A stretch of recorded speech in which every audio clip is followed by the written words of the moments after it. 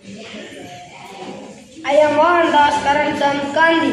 Gandhiji is the father of our nation. He believed in truth always. He followed non-violence. He fought for freedom peacefully. He inspired people across the world. Be the change you want to see in the world. I am Veeramandi Kattapamman. Kattapamman was a brave Tamil king. He loved his land and people. He refused to pay unjust to the British. He fought against British rule.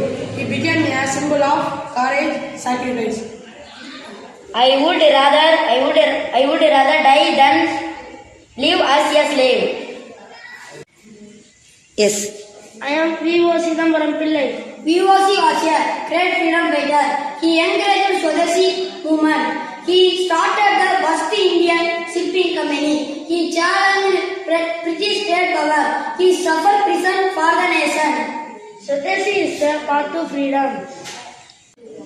I am K. Kamraj. Kamrajar was a simple and honest leader. He worked for children education. He started a midday meal scheme. He loved student and teacher. Education is the foundation of progress.